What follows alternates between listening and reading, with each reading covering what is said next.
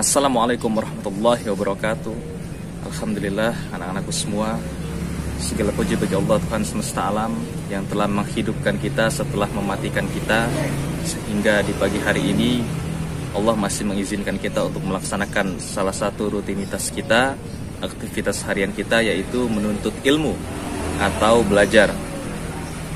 Anak-anakku semua, ada satu kisah. Ini kisah nyata yang semoga kisah ini mampu memotivasi kita, mampu memotivasi kalian agar lebih semangat lagi dalam belajar atau dalam menuntut ilmu. Kisah ini datang dari salah satu ulama besar Islam, yaitu Imam Ibnu Hajar Al-Asqalani rahimahullah ta'ala. Ibnu Hajar ketika dulunya masih bersekolah, ketika masih kecil, masih seusia kalian, Ibnu Hajar ini merupakan salah satu anak yang sangat sulit sekali dalam memahami pelajaran. Berkali-kali sang guru menjelaskan, dan berkali-kali juga Ibnu Hajar selalu kesulitan dalam memahami penjelasan sang guru. Akhirnya pada satu titik Imam Ibnu Hajar menyerah. Ia kehilangan kesabarannya sehingga memutuskan untuk pulang kembali ke kampung halamannya. Untuk apa saya belajar kalau saya tidak paham apa yang diajarkan oleh guru saya? Akhirnya Imam Ibnu Hajar memutuskan untuk pulang kembali ke kampung halamannya. Ketika dalam perjalanan pulang itu, sampai di pertengahan jalan, Ibnu Hajar memutuskan untuk berteduh, untuk beristirahat sejenak melepas lelah. Namun ketika ia sedang beristirahat itu, ia menemukan satu pemandangan yang cukup menarik, yang cukup menyita perhatiannya. Di hadapan Ibnu Hajar ada sebongkah batu yang keras. Dan batu tersebut ditetesi oleh air, setetes demi setetes yang menetesi dari atas, dari daun, dari pohon yang menetes ke batu tersebut airnya.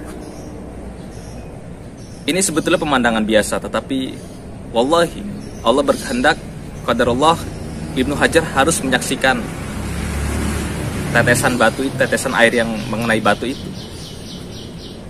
Terus ia fokus, terus ia perhatikan setetes demi setetes air itu mengenai batu. Sampai pada akhirnya ada satu peristiwa menarik, yaitu kalau dalam bahasa IPA, peristiwa pengikisan. Ternyata air yang setetes demi setetes itu lama-kelamaan mampu membuat lubang di tengah-tengah batu. Peristiwa ini menjadi pelajaran bagi Ibnu Hajar, bahwa ternyata kalau batu yang keras ini bisa berlubang oleh tetesan air, maka bagaimana dengan kepala saya?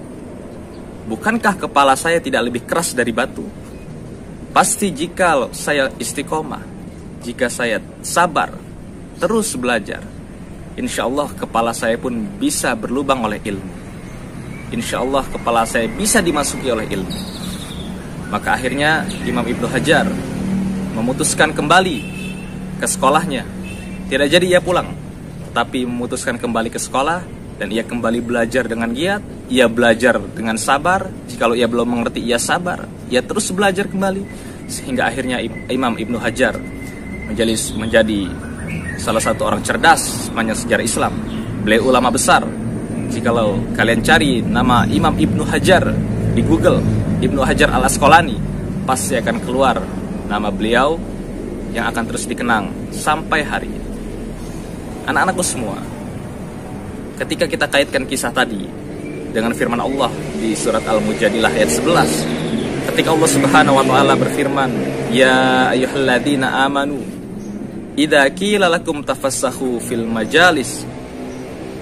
Hai orang-orang beriman, ya ayyuhalladzina amanu. Allah memanggil kita orang-orang beriman secara khusus di ayat ini. Idza qila lakum tafassahu fil majalis. Apabila dikatakan kepadamu orang-orang beriman, idza qila lakum tafassahu fil majalis, berlapang-lapanglah kamu dalam majelis. Majelis itu tempat berkumpul, tempat belajar. Maka ketika kita sedang belajar, Allah meminta kita untuk berlapang-lapanglah kamu, bersabarlah kamu, sabar dalam belajar, sabar dalam memahami materi, sabar dalam menghadapi sikap guru, sabar dalam menghadapi teman-teman kita, dalam semua hal. kita diminta untuk bersabar. Karenanya Imam Ibnu Hajar di kesempatan pertamanya ia kurang sabar, sehingga ia memutuskan untuk pulang kembali ke rumahnya ketika ia merasa kesulitan dalam belajar. Namun ketika ia mengambil hikmah pelajaran dari batu itu, ia memutuskan untuk kembali ke sekolahnya. Dan disitulah ia betul-betul sabar dengan maksimal, sabar tanpa batas. Karena kalau ada batas itu berarti belum sabar. Tetapi sabar itu tanpa batas. Karenanya Imam Ibnu Hajar kembali dengan kesabarannya, dengan tekadnya, dan ia bisa berhasil dalam belajar. Begitu juga kalian.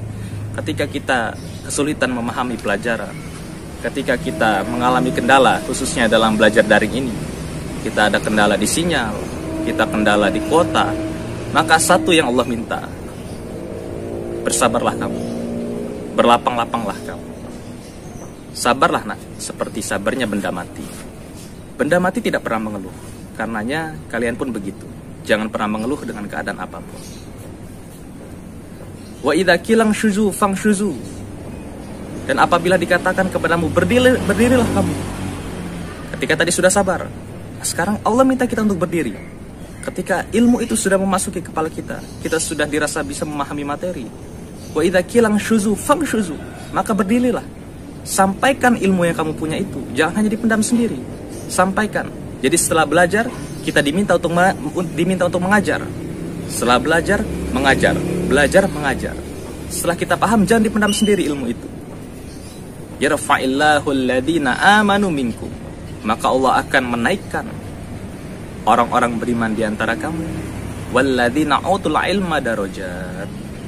Dan Allah akan menaikkan derajat orang-orang berilmu di antara kamu.